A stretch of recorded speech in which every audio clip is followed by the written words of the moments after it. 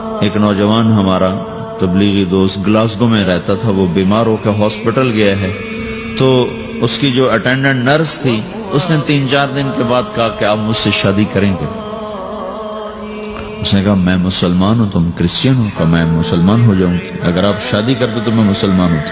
اس نے کہا تم کس وجہ سے مجھے یہ پیشکش کر رہے ہو؟ وہ کہنے کہ میں 3 دن سے تمہیں دیکھ رہی ہوں تو کہ تم نے ایک دفعہ بھی نظر اٹھا کے مجھے نہیں دیکھا، میں نرس ہوں، میری زندگی یہاں گزری ہے، میں نے کوئی نوجوان ایسا نہیں دیکھا جو لڑکی کو دیکھ کے نظر جھکا لیتا ہو، میں پہلی دفعہ اپنی زندگی میں کسی کو دیکھ رہی ہوں کہ جب اس کے سامنے میں آتی ہوں تو اس کی نظر جھک جاتی ہے، تو مجھے یقین ہو گیا تیرے اندر سچائی ہے۔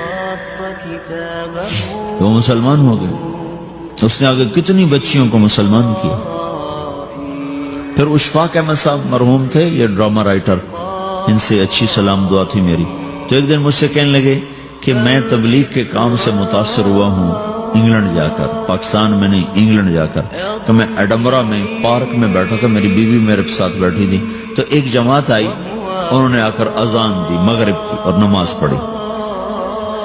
نماز کے بعد 13-14 لڑکیاں بھاگ کے آگے آئیں ان سے بات کرنے کے لیے، تو میں نے بیوی سے کہا آؤ سنو یہ کیا کہتے ہیں، تو کہا ہم دونوں بھی پہنچے، تو جس نے جماعت کرائی تھی اس کو ایک لڑکی آگے بڑھ کے کہتی آپ کو انگلش آتی؟ کہی آتی ہے۔ کہی آپ نے کیا کیا ہے؟ کہی ہم نے اپنی عبادت کی۔ تو لڑکی کہنے لگی آج تو اتوار نہیں ہے، تو اس نوجوان نے کہا کہ جی ہم دن میں 5 دفعہ کرتے ہیں، صرف اتوار کو نہیں، روزانہ 5 دفعہ۔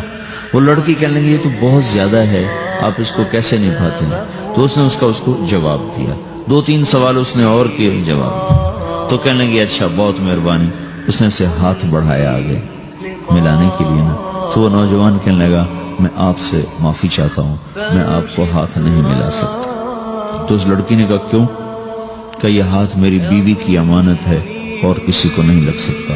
تو لڑکی کھڑی تھی، وہ زمین پہ گر گئی، صرف اس بہت وہ زمین پہ گر گئی، کھڑے کھڑے وہ زمین پہ گر گئی اور وہ بچوں کی طرح رونے لگی پھوٹ پھوٹ کے، اور کہنے لگی وہ لڑکی کتنی خوش قسمت ہے جس کے تم خامد، کاش یورپ کے مرد بھی ایسے ہی ہوتے۔ جس رب نے نفسیات بنائی ہے وہ اگر کوئی عورت کپڑے اتار دے تو اس کی نفسیات بدل جائے گی، چاہے وہ مغرب میں پیدا ہو چاہے وہ مشرق میں پیدا ہو۔ عورت کی نفسیاتی حیا ہے اور وفا ہے، کسی وفادار کی تلاش ہے، تو وہ اس کو پتہ بھی نہیں ہے کہ مشرق کا حیا کیا ہے، لیکن وہ اس کو اللہ نے عورت بنایا ہے، اس کے اندر کی وہ نہیں مر سکتی چیز۔ کاش یورپ کے مرد بھی ایسے ہوتے۔ اور آنسو پوچھتی ہوئی وہاں سے اٹھ کے چل دی۔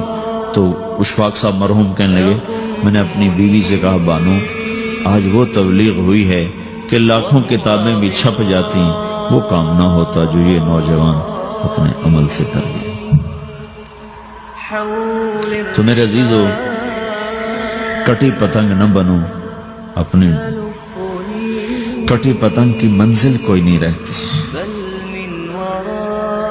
اللہ اس کے رسول کے ہاتھ میں اپنے ڈور دے کے چلو، اللہ اس کے رسول کی غلامی میں اپنے آپ کو چلاؤ تو اللہ تمہیں بھاگ لگائے گا، عزت بھی دے گا۔